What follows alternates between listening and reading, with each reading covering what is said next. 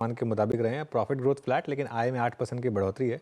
Jewellery segment में आय growth 9% रही है। इस पर बातचीत करते हैं टाइटन के CFO अशोक सुंथालिया से। अशोक जी, गुड मॉर्निंग। सबसे पहले तो बात करते हैं जो बजट में ड्यूटी कटाई। पहली बात तो क्या इसका इन नंबर्स पर आपकी इन्वेंट्री पर कोई असर था, और दूसरा आप इसको किस तरीके से देखते हैं? क्या ये आपके प्रोडक्ट्स की डिमांड के लिए एक बड़ा पुश फैक्टर होगा? नमस्कार अनुज, आपके दर्शकों का। Duty cut was significant and was a bold move, very good in the long term for the industry। और Q1 के नंबर पे इसका कोई असर नहीं रहा है। हमने बताया था कि हमारे पास कुछ इन्वेंट्री है जो कि ड्यूटी पेड है और उस पे कुछ नुकसान होगा, लेकिन वो नुकसान जब वो इन्वेंट्री आगे के 6 महीनों में बिकेगी उस समय हमारे P&L में आएगा। और वो अनुमान हमने बताया था 500 से 550 करोड़ तक हो सकता है। लेकिन हमें उसके बाद गोल्ड ज्वेलरी के डिमांड में काफी इजाफा दिख रहा है। In fact if you look at last 8-10 days, customer बड़ी संख्या में गोल्ड ज्वेलरी की तरफ उनका रुझान है और वो खरीद रहे हैं। क्या ये आप जो गोल्ड प्राइसेस नीचे आए हैं इनको पूरा पास थ्रू करेंगे, या थोड़ा सा मार्जिन पे भी अपटिक आएगा इसकी वजह से? मतलब जो आपके 11.25 11.5 हैं, क्या वो 12 तक पहुंच जाएंगे, या फिर वो पूरा का पूरा पास थ्रू होगा? तो पूरे साल के लिए 12% हमारा ज्वेलरी डिवीजन का ऑपरेटिंग प्रॉफिट का लक्ष्य है और हम उसकी तरफ काम कर रहे हैं। पहला क्वार्टर हमेशा थोड़ा सॉफ्ट होता है अनुज। पास थ्रू तो ऑलमोस्ट हो गया है ये पूरा। अगर आप बजट के जस्ट पहले का समय का प्राइसिंग देखें और उसके बाद का प्राइसिंग देखें, मोर और लेस ये पास थ्रू हो गया है पूरा का पूरा। और इसके चलते कोई मार्जिन में इजाफा नहीं होगा कि पूरा पास थ्रू नहीं हो रहा है। और कॉम्पिटिटिव सिचुएशन है, सो ये नहीं कि आप डिसाइड करते हैं। मार्केट ने ऑलमोस्ट मेरे हिसाब से पूरा पास थ्रू हो गया है। लेकिन हमें ये लगता है कि डिमांड बढ़ेगी। हमारी कॉम्पिटिटिवनेस सर्टेनली इंप्रूव हुई है बिकॉज गोल्ड सोर्सिंग में लेवल प्लेइंग फील्ड आएगा और उसके चलते हमारी कॉम्पिटिटिवनेस, हमारे ब्रांड्स की कॉम्पिटिटिवनेस सर्टेनली इंप्रूव हुई है। ओके, एक और सवाल मुझे आपसे तो पूछना है। अब बिरला ग्रुप ने फोरे किया है ज्वेलरी में। बिरला ग्रुप ने फोरे किया था पेंट्स में, और काफ़ी हमने सेक्टर लीडर में बहुत समय के बाद डी रेटिंग देखी। क्योंकि बड़ा ग्रुप है और काफ़ी बड़े प्लान्स होंगे इनके। कंपटीशन को किस तरीके से देख रहे हैं आप? तो कंपटीशन है और बढ़ा है पिछले कुछ महीनों में ज्वेलरी में। ऑर्गेनाइज सेक्टर में आपने ठीक बोला, कुछ नए बड़े इंडस्ट्रियल ग्रुप का भी हुआ है अभी आई थिंक। बट उनको भी एक्सपैंड करने में टाइम लगेगा। ऐसा नहीं है कि ओवरनाइट एक्सपैंड कर सकते हैं, क्योंकि ये रिटेल है जहाँ पे आपको डायरेक्टली कस्टमर के साथ इंटरेक्ट करना है। बहुत सारी चीजें हैं। I don't want to compare it with paint industry where distribution is more key, जहाँ पे retailing is more key and customer trust design is more key। तो बढ़ रहा है, लेकिन जो एक सेक्युलर ट्रेंड है ज्वेलरी इंडस्ट्री में, that organise sector unorganise sector से धीरे धीरे मार्केट शेयर गेन कर रहा है, वो जगह देता है कि कुछ और नए प्लेयर आ सकते हैं इंडस्ट्री में।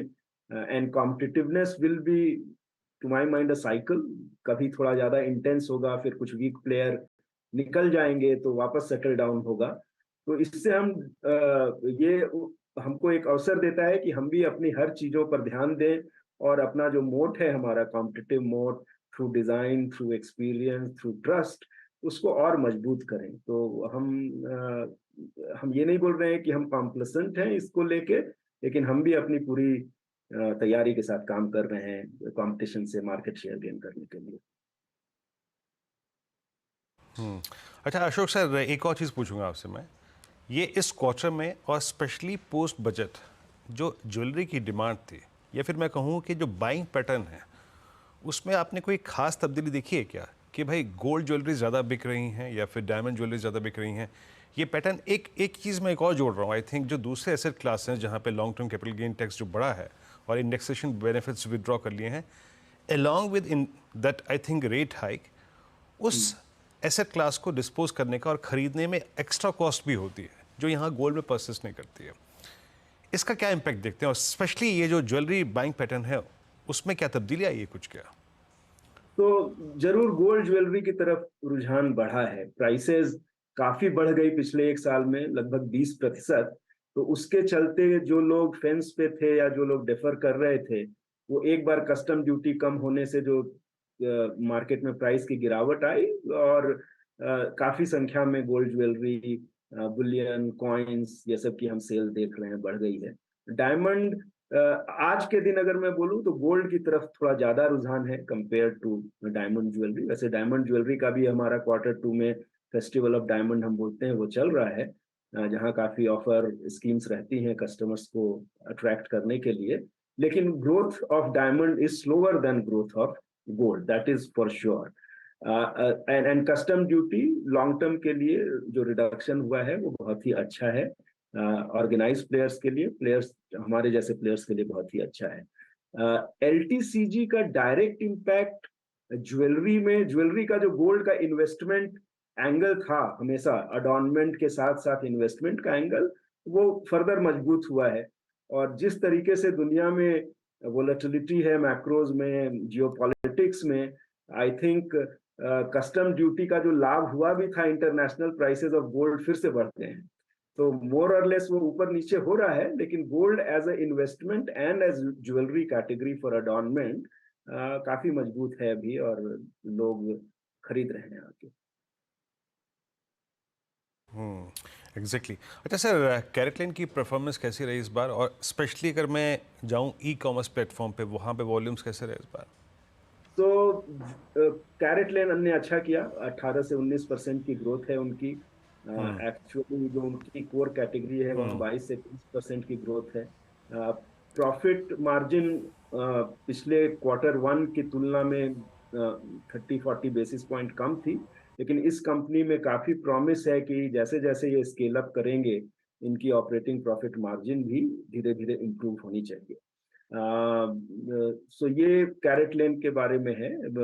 मेरे ख्याल से उनका एक्सपेंशन प्लान सब कुछ है। जहां तक ई कॉम की बात है ज्वेलरी में, वो जो ओमनी बात है, exploration, experimentation on e com, मतलब like on the internet and websites, but final conversion जो होता है वो रिटेल में होता है।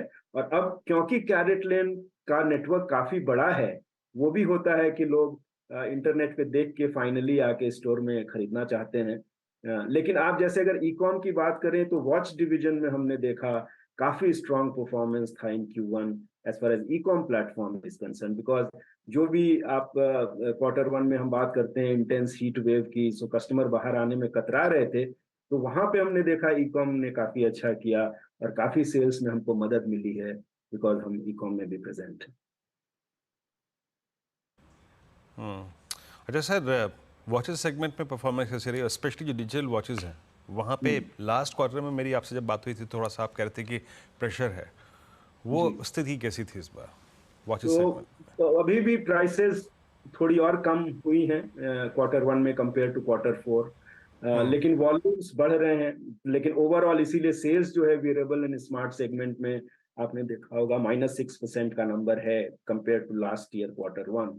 हमें ये लगता है कि ये 1-2 क्वार्टर, 3-4-5 महीने बिफोर फेस्टिव सीजन ये सिलसिला चलने वाला है, कि जो इन्वेंट्री का ग्लट क्रिएट हो गया है वेरेबल स्मार्ट में, वो क्लियर होने में और 3-4 महीने जाएंगे, and prices should stabilize. But Titan का जहां तक सवाल है, हम थोड़ा कोशिश कर रहे हैं, ये थोड़ा सा लॉन्ग टर्म है, कि कैसे डिफ्रेंशिएट करें और प्राइस पॉइंट में इंप्रूव करें, and better feature, better experience, differentiated product लाके इस प्राइस वॉर जो है इन अ वे बॉटम ऑफ द सेगमेंट में, उससे अलग होके चलें। लेकिन वो थोड़ा सा और वक्त लगेगा। करंट मौजूदा स्थिति में हमको लगता है फेस्टिव क्वार्टर में ये सिचुएशन इंप्रूव होना चाहिए। ओके, चलिए बहुत बहुत शुक्रिया आपका अशोक जी, आज हमारे साथ जुड़ने के लिए और हमसे बात करने के लिए। और